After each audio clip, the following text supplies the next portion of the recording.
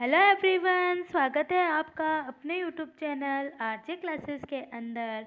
और हमारा यहाँ टॉपिक जो चल रहा था पॉलिटी का नीति निर्देशक तत्व, जिसमें हमने उनकी परिभाषा, उसका इतिहास और इनकी विशेषताओं को जाना। तो अगर आपने वो वीडियोस नहीं देखे हैं तो ऊपर आई बटन में वो आपको वीडियोस मिल जाएगी।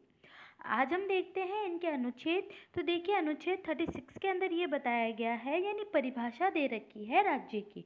और यहाँ पे देखिए सिर्फ राज्य की परिभाषा है, और ये वही परिभाषा है जो भाग 3 में दे रखी है। तो कुछ भी चेंजेस नहीं है, सिर्फ राज्य की यहाँ पे परिभाषा बताई गई है।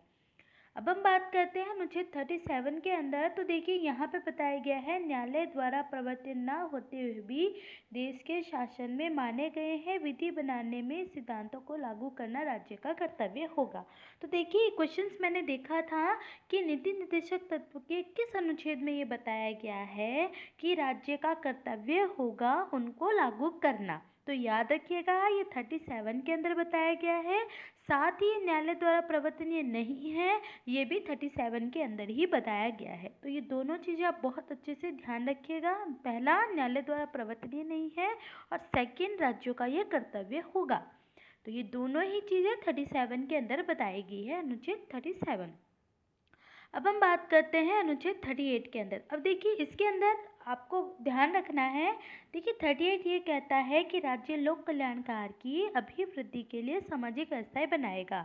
तो लोक कल्याण की परिभाषा कहाँ दे रखी है? ये शब्द नीति निर्देशक तत्व के किस अनुच्छेद में उल्लेखित है? तो वो है 38 के अंदर। याद रखिएगा। देखिए ऐसे ही बेसिक से क्वेश्चंस आते हैं। क्वेश्चंस बहुत सिंपल होते हैं, पर हम उनको अगर आप अच्छे से नहीं देखेंगे तो क्वेश्चन सॉल्व नहीं होंगे। तो एक एक चीज़ का आप ध्यान रखिएगा। वीडियो को बिल्कुल भी स्किप मत कीजिएगा, क्योंकि ये जो मैं यहाँ बता रही हूँ डायरेक्ट यहाँ से क्वेश्चंस बन रहे हैं। देखिए लोक कल्याणकारी की बात करें तो 38 के अंदर बताया गया है। अब देखिए यहाँ पे 38.1 में अगर हम बात करें, 38 का पहला बात करें, तो राज्य लोक कल्याणकारी की अभिवृद्धि के लिए सामाजिक व्यवस्थाएं बनाएगा ताकि सामाजिक, आर्थिक और राजनीतिक न्याय हो सके। तो देखिए तीनों ही बताए गए हैं। सामाजिक, आर्थिक और राजनीतिक न्याय कहाँ बताए गए हैं? तो 38 का 1 के अंदर। सेकेंड हम बात करें, आय, प्रतिष्ठा, सुविधा और अवसरों की असमानताओं को समाप्त करने का प्रयास करना, ये 32 के अंदर बताया गया है। 38 का जो सेकंड है उसके अंदर ये बताया गया है कि आय, प्रतिष्ठा और सुविधाओं के अवसरों में असमानताएं को समाप्त करने का प्रयास राज्य को करना चाहिए।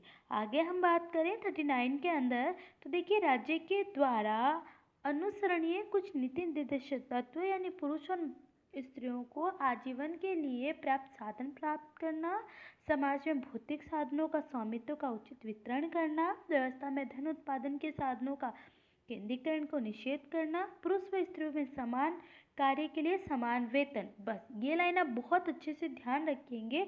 39 के अंदर बताया गया है पुरुषों व स्त्रियों को समान कार्य के लिए समान वेतन। किस अनुच्छेद के अंदर है? तो ये है 39 के अंदर। आगे हम बात करें तो ये कहा गया है, पुरुषों और स्त्रियों और श्रमिकों के बच्चों को मजदूरी में आयु और शक्ति की दृष्टि से प्रतिकूल रोजगार से बचाना और बच्चों को स्वतंत्र और गरिमा के साथ विकास का अवसर प्रदान करना और शोषण से बचाना। ये सभी 38 के अंदर है, 39 के अंदर है। तो आप ये याद रखिए। देखिए 39 का मतलब हो गया सभी प्रकार के पोषण से युक्त होगी, आजीविका के लिए होगी, और मोस्टली स्त्री और पुरुषों को समान वेतन के लिए, समान कार्य के लिए समान वेतन के बारे में बताया गया है। एक और जो कि बहुत इम्पोर्टेंट है अनुच्छेद 39 का, जिसे हम कहते हैं समान न्याय और निःशुल्क विधिक सहायता। याद रखिएगा, सीधा क्वेश्चन आया है, समान न्याय और निःशुल्क विधिक सहायता नीति निर्देशक के कौन से अनुच्छेद के अंदर है? तो 39 के क के अंदर ये आपको मिल जाएगा।